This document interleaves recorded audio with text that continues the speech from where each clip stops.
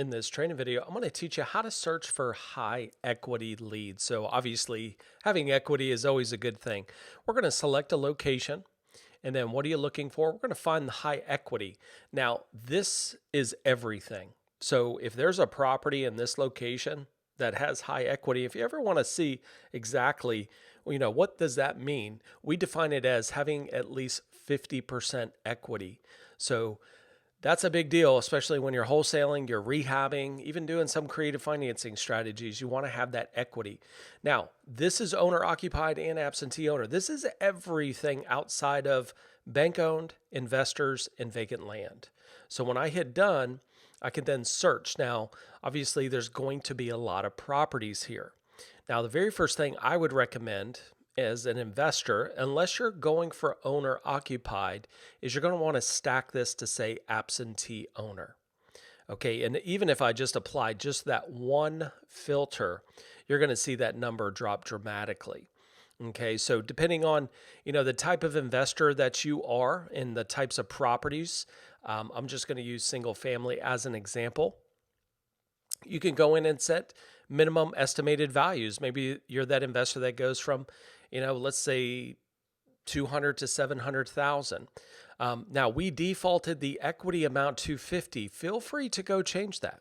Okay, so don't feel that that's set in stone. I think it's a very general good filter to go by. You may put in I want to see a property that has at least 40% equity or 60% equity. Feel free to do that. You can exclude HELOCs, exclude reverse mortgages as well. Again, depending on the type of investor, you might want to select the 3-bedroom, 2-bath type of property, the square footage, the lot size, the year built, and the last sold date. Some people say, hey, I want to go, at least 2 years. I want the owner to have owned the property for at least 2 years. If we go down and say individually owned, just because, hey, company-owned properties are generally hard to market to. It never seems like you get that postcard in the right hands, that that person that can make a decision. And then depending, do they live in state, out of state, since we are adding that absentee owner flag to it.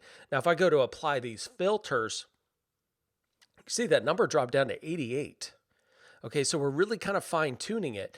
If you want to fine tune this even more based on location, come over to the map and start drawing specific areas. Maybe you only work on this side of Hendersonville, and that's going to narrow that list down even more.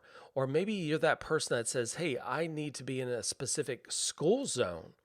You can also narrow it down there. And if you zoom in just a little bit more, you can also turn on our neighborhood boundary flag. So if this is, very specific to neighborhoods that you want to target, you can do that as well. Once I finally have my list, I'm then going to go to the actions. I'm going to select these leads and now have the ability to create a marketing campaign, save them to my properties, or export the leads. Hope this training video helped and look forward to seeing you on the next one.